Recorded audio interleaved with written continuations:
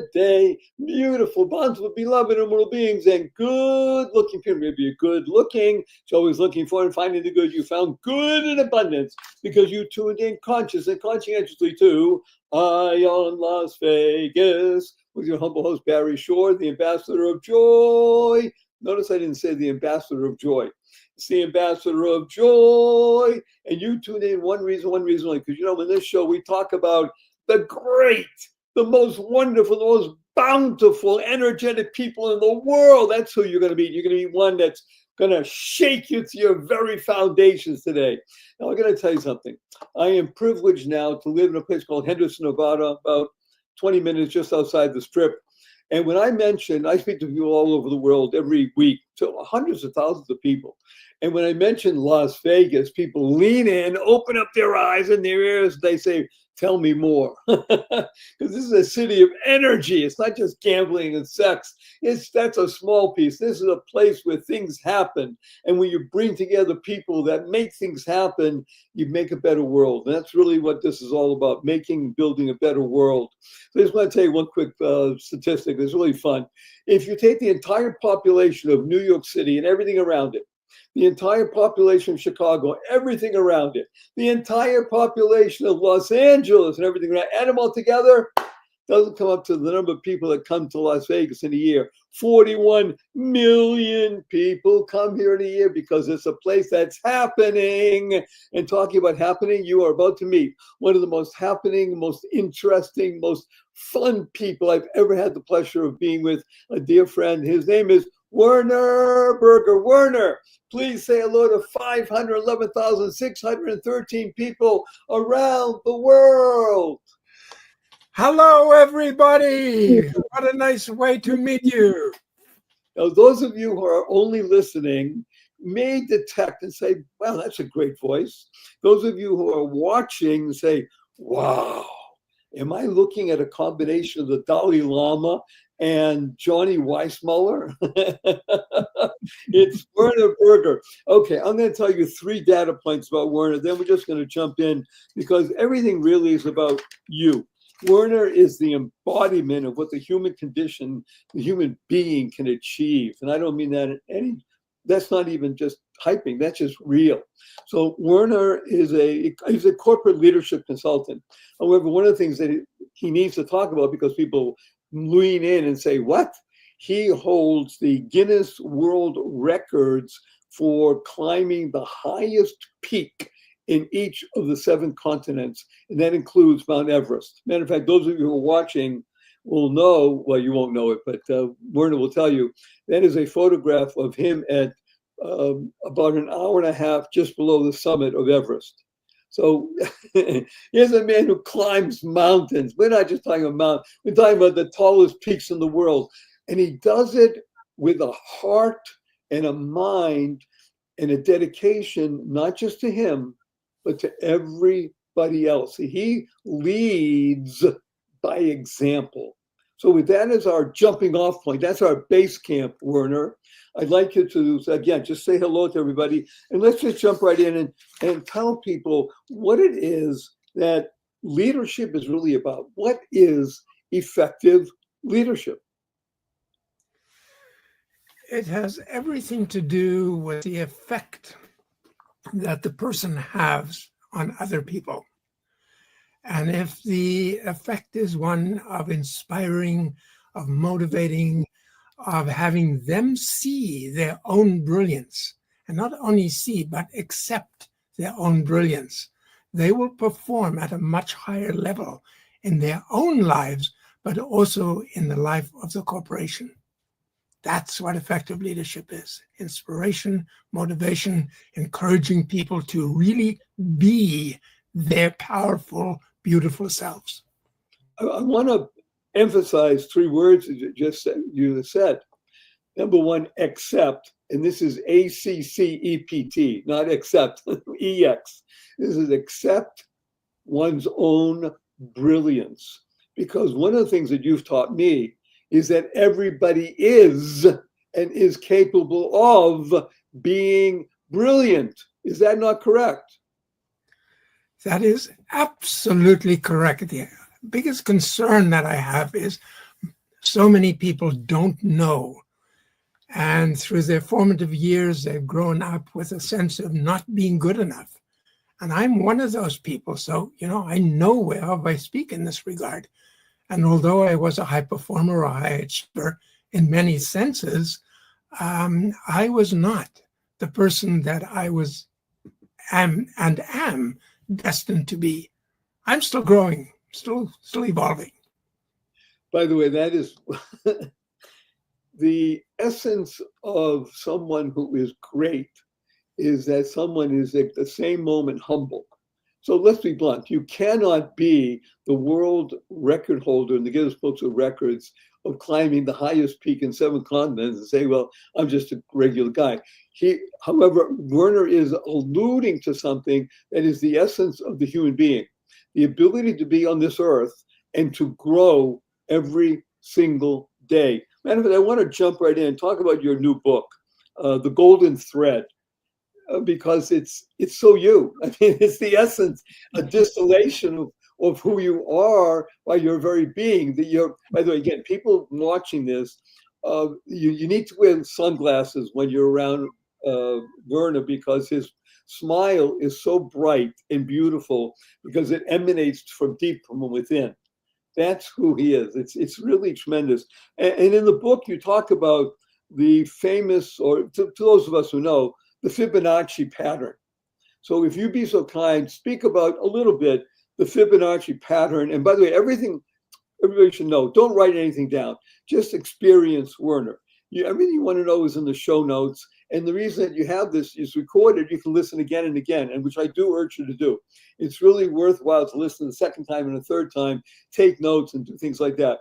But please share with us, Werner, if you be so kind, about the Fibonacci pattern in the famous spiral seed. Yeah, Fibonacci came up with a formula. And it's so interesting to see that the formula really represents everything that correlates with growth. And the formula is a math equation. And the question could be, how does that have anything to do with growth? But growth is a pattern. And in his formula, which is very simple, by the way, it sounds complex, but it's not. First, you have a 0, and then you have a 1. And in his system, you add the first number to the second number. So in the third place, you would put a 1, because 0 and 1 is 1. Next, in the next place, you'd put a 2, because now you've got 1, and 1 makes 2. In the next place, you put a 3. 1 and 2 makes 3. Very logical. But wait a minute. In a moment, this is going to expand dramatically, because by the time you start adding 3 to 2, now you get 5. 3 to 5 is 8. 5 plus 8 is 13. 8 plus 13 is 21. And now you into multiplication. And that's what growth and perfection is all about. It's always growing, always expanding.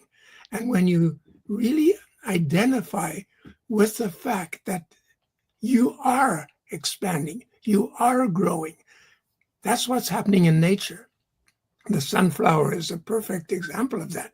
It comes in spiral patterns and creates this beautiful flower that can be up to about 12 inches in size. Some of them are smaller. And every single kernel in that is, quote, an individual that's going to expand. Now, if it has 100 seeds or 500 seeds in one flower, can you imagine the expansion in the next generation? And can you imagine what happens with human beings? You do something good for somebody that empowers them to do something good for others. And very quickly, you can have a society that only works with Barry's formula, which is do good in life. And as long as you do good in life, you will grow, you will get what you want, but you'll also be making a dramatic difference. And if enough of us do that, we'll have a world that absolutely harmonizes and works in unison, not just with ourselves, but with nature. So I have mentioned to Werner a number of occasions that he is a madman because mad Yay! as a wonderful acronym, it stands for make a difference. Werner makes a difference. And as he just mentioned, this exponential formula of growth has to do with the vibrations of one person reaching out to another. So on either side of you, one person, now you have two becomes four, which becomes 8, which becomes 16, 32, 64, 128, et cetera. It's a tsunami of goodness, which is the essence of what Werner is about. So let's talk again about you are very oriented towards a remarkable word in the subtitle of your book, The Golden Thread, which I urge everybody to not only buy, but read and use. You talk about connecting, being, doing, and having. Let's talk about the B word, being, because I think that is where your focus is most intent. Is that not correct? Oh, totally. And I came by this as a corporate consultant. As a coach or a trainer, we talk about skills. And of course, some of the basic skills that everybody needs, not just leaders, is communication skills. And that ties in with listening skills. It ties in with empathy skills. It ties in with restatement skills. It ties in with asking questions skills. And what I learned, and this is about 30 years ago, that it doesn't matter how well I teach and how well people believe that they've learned these skills to the point where they say at the end of the workshop, this is going to change my life. And then 6 months later, they don't even remember the name of the workshop, leave alone remember the individual skill or the components of the skill. And the reason is they haven't used the skill. And then the question becomes, when they are so enthusiastic about the skill, and it makes so much sense that this skill will advance their relationships and will advance their success at impacting or making a difference, why would they let it slip? And the reason I determined is they do not believe enough in themselves, which also means that they don't know who they are being. And when somebody says, what do you mean somebody being and somebody being a leader? I say to them, well, it comes down to two things. One thing is your own assertiveness. And you cannot be assertive unless you accept yourself and you appreciate yourself. And may I use the word love yourself. Mm-hmm. When I'm that, I don't need to take bull from anybody. I can simply say, no, I don't agree with that, but I don't have to be angry at saying that. Or I don't wait until I'm angry to counteract somebody. The other element that has to be a part of this and is automatically a part of it when you are assertive is empathy. If I have empathy for anything and everything and everybody that I interact with, I'm going to be far more impactful than if I just focus on myself. So until a leader or a parent or a spouse or a friend develops assertiveness and empathy, it's very hard for them to be themselves. And their power actually lies within themselves. It doesn't lie out here from a skill that I've learned. It lies in here with how have I internalized that skill and utilized it to the advantage of both of us. In fact, my post this very day in LinkedIn was something called win-win. And the whole issue, and this is Barry's forte, is the other person wins. And when they win, you have a chance of winning. But they come first. Because if we want to advance ourselves and we want to advance our civilization or our friendship or deepen our friendship, we have to have empathy for the other person. And we also need to be assertive when it's appropriate.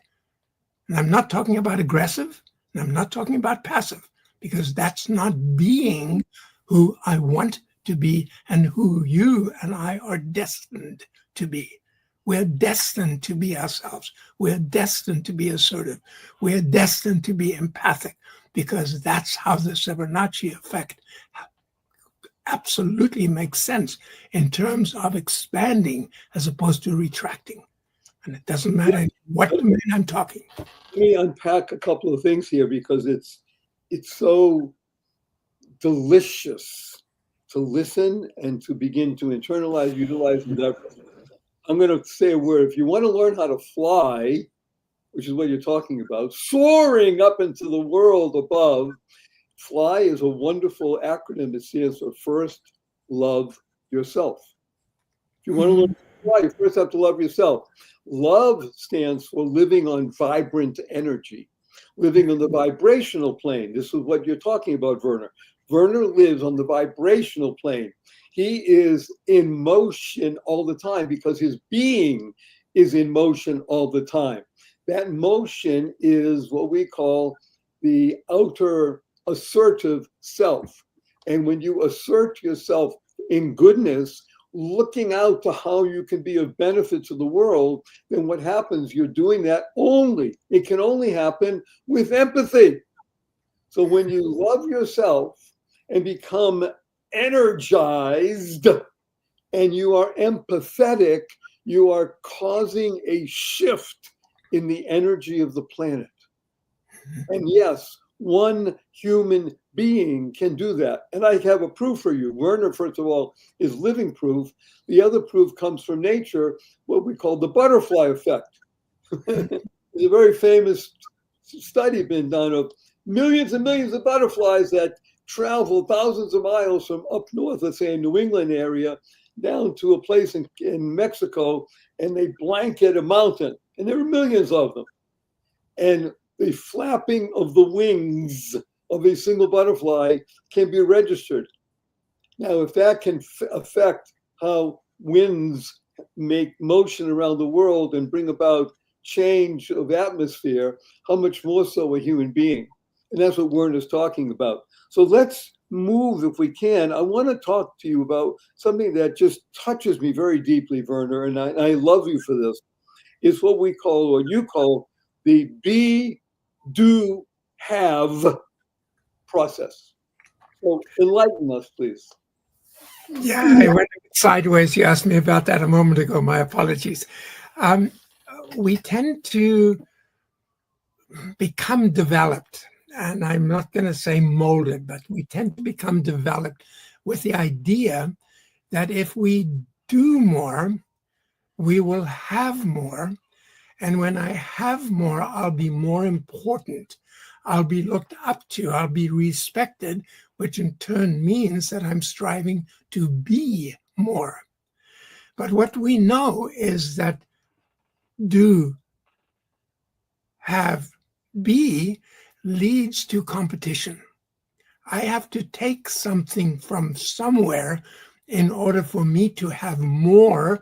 And the more I have above and beyond you, the more I'll be respected. And the truth of the matter is that people can become very rich using this process. But the question becomes, how do they end up feeling about themselves? Are they feeling that they're living a legacy? Are they feeling that they're living a fulfilling life? Did they really utilize all of their potential in this world, or has it been a very, very selfish structure? So what was founded a few years ago actually is the idea that if you be what you want to be, you will do what you need to do, and you will have what the fruits of your efforts will be. So your being determines who you are. Who you are, in a positive sense, will attract others. You will share with them in a win-win way, which will enrich them, but at the same time not take anything from you and potentially enrich you as well. And in fact, there was a book written in 1910, and it's called The Science of Getting Rich by a gentleman by the name of Wattles. He didn't use the acronym be, do, have. However, the entire basis of the book is focused on be what you choose to be in your life, but be it now, and practice at getting away from the limiting beliefs that make us into lesser beings, and really start appreciating who this person is. Look at this phenomenal structure that is alive and well and making a contribution and has some unique skills that others might not have. But they have unique skills that I don't have. So if we put our skills together, we now don't have 1 and 1 making 2. We have 1 and 1 making 11. That's the whole idea here. Do unto others as they would have you do unto them, and they will reciprocate. And that's what win-win is all about. And that's what being is all about in making a difference world. So as I mentioned at the outset, and without exaggeration, your mind is going to be blown. Your being is expanded. Part of what's happening in the world, and I applaud Werner on this also, is that oftentimes people go to seminars, workshops, et cetera, because they want to be informed. Well, there is so much information in the world today, especially because of the internet. It's hard to get new information. As Werner just pointed out, there's a book written in 1910, more than 100 years ago. The science has always been around. So people go to inform, the information is available. They want to be inspired. Oh, please, uplifting. Yes, I'm inspired. Werner's doing it. And then, of course, half hour later, 2 hours later, whatever's like Chinese food, I need more. What Werner really represents is what I call the T word, transformation. It's not about information. It's not about inspiration. It's about transformation. Is that correct, Werner? It is totally correct. And it doesn't mean that we don't need skills. Skills are important. However, it's the application of those skills. Who am I being? Who am I transforming into?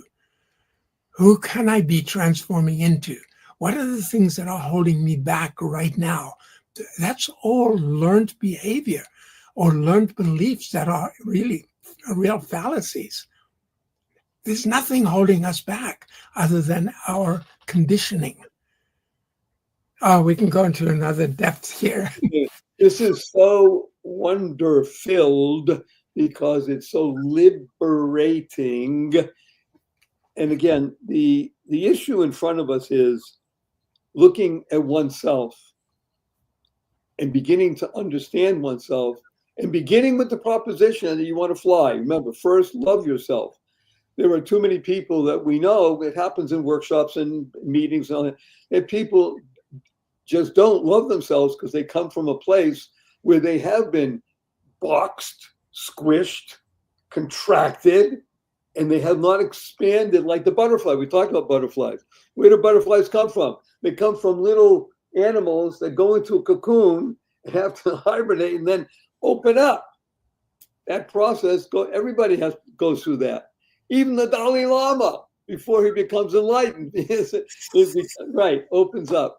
As I said, if you're watching this, to me, Werner is the Dalai Lama in another embodiment. By the way, Werner, I want to share with you, if you allow me to, I wrote down an acronym for your name. May I tell you what it is?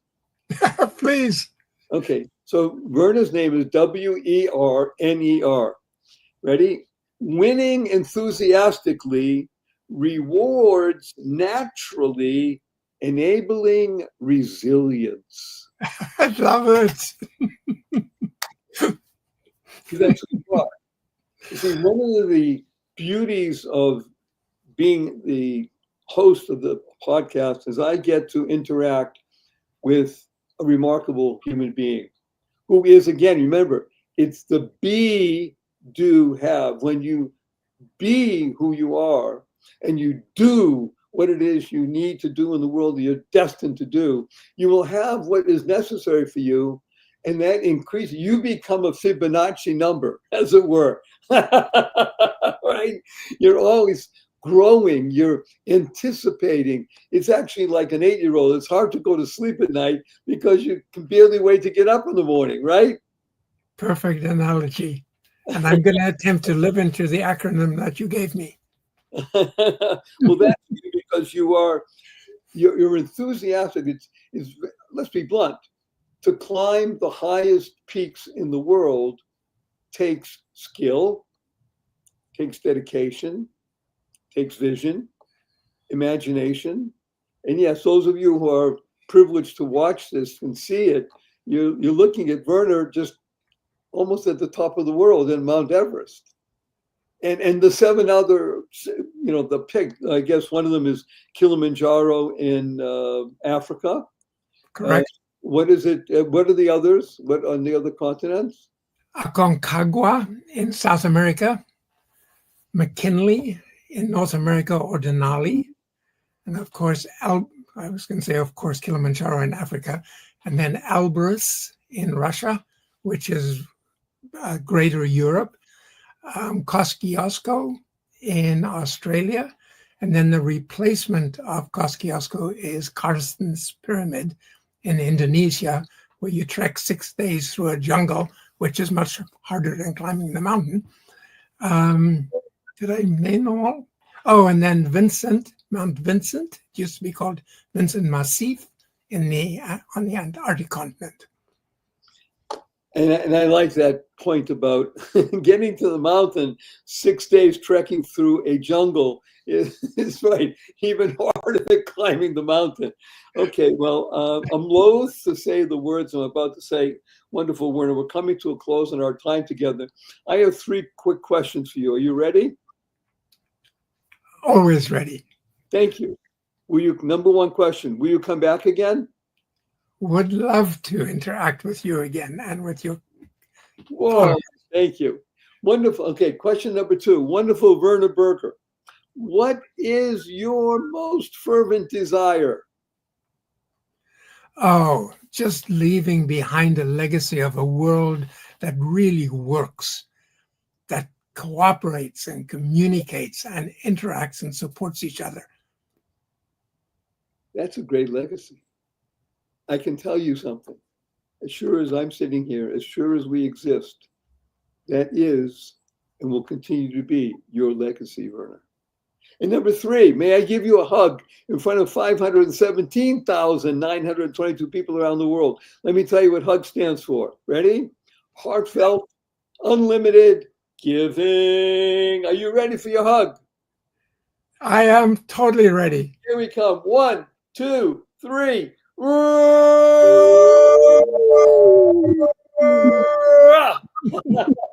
And remember, this is in Las Vegas. I can tell you something, 2 things that are very important. Number 1, as great as Werner is, this show is not about Werner. It's about you, Y-O-U. It's not about Barry Shore, fabulous fellow. It's about you, Y-O-U, you becoming the best you. Because when you are the best you make the world a better place. You build more bridges of harmony. You create more joy, happiness, peace, and love in the world. And we have a blessing directly from Werner and from Barry. Go forth, live exuberantly, spread the seeds of joy, happiness, peace, and love.